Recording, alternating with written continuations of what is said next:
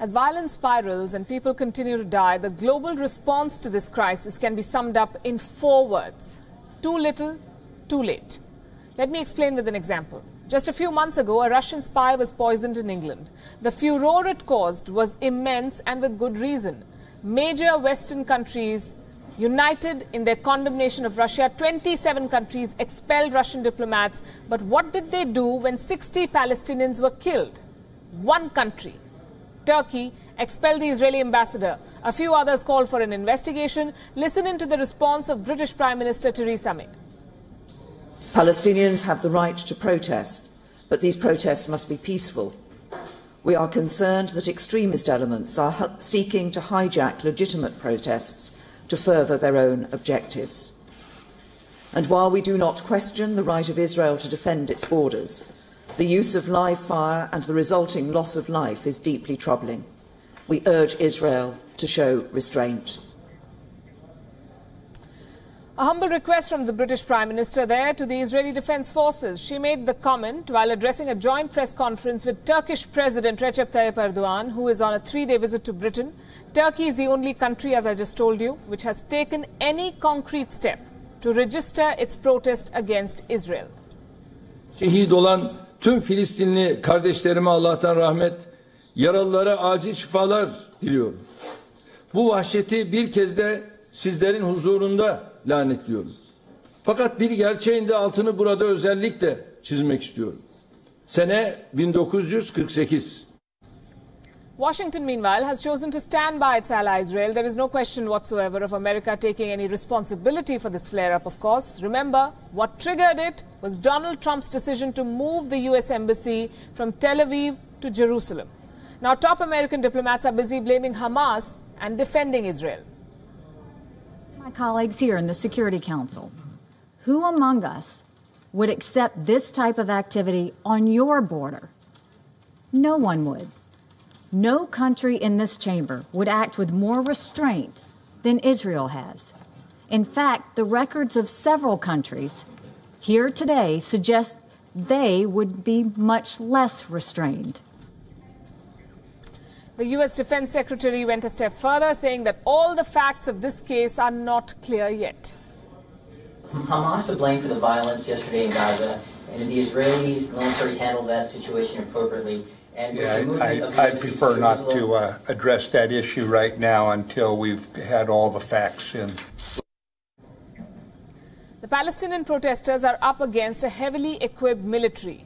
Kites that go up in flames against mortar shells. Stones hurled from one side, inviting sniper bullets from the other. These are some of the facts that James Mattis is either oblivious to or chooses not to see. As the strip of land between Israel and Gaza burns, Pope Francis, for one, had a word of caution not just for the warring sides, but also the onlookers. I'm very worried and sad by the escalation of tensions in the Holy Land, in the Middle East, and by the spiral of violence that is increasingly creating distances on the path of peace and negotiations. I express my great pain for the dead and wounded. I repeat that the use of violence never leads to peace. War begets war, and violence begets violence. While we question Israel's use of excessive force, we also ask what's driving the protesters on the Gazan side. Where is the money and the limited firepower coming from? Is the move of an embassy such a big deal that dozens of protesters are ready to face bullets? Is there a foreign hand in fomenting this crisis? Is it Iranian? Israel's bête noire, its worst enemy, is Iran. That is no secret. Iran's foreign minister, Mohammad Javad Zarif, took to Twitter to say, and I'm quoting now, Israeli regime massacres countless Palestinians in cold blood as they protest the world's largest open-air prison.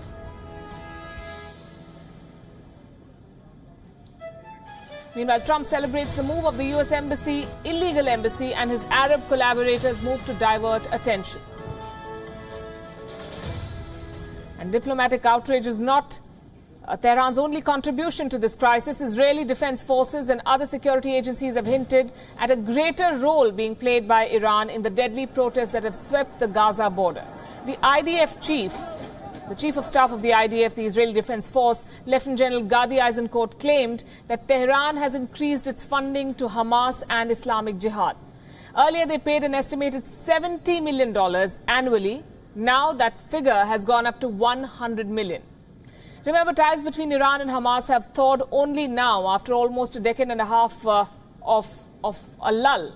When the Syrian war began in 2011, differences between Iran and Hamas were at their peak. Hamas refused to back the Assad rule in Syria. Iran was defending the same rule. Hamas backed the Sunnis in Syria who wanted to topple Bashar al-Assad. Iran is a Shia nation. They were natural opponents. Iran stopped funding to Hamas. It hit them where it hurt the most. Israel's economic blockade was already bleeding Hamas. Iran's action further worsened its condition. But then Hamas saw a leadership change, ties improved, and now they're both fighting a common enemy, that is Israel. That perhaps is the only thing that is binding these two sides. It's an unusual alliance, Iran and Hamas. Hamas is a predominantly Sunni group. Iran is a largely Shiite nation. Tehran is looking to gain influence in this region, and part of the plan is the militarization of Lebanese group Hezbollah, which it has been doing for years now, making inroads in the troubled territories of Syria, and now the funding of Hamas in Gaza. Tehran has set its eyes on destabilizing Israel under the leadership of Benjamin Netanyahu, and with ample help from the US, Israel has also forged close ties with Sunni countries in the Gulf. It's a textbook example of my enemy's enemy is my friend.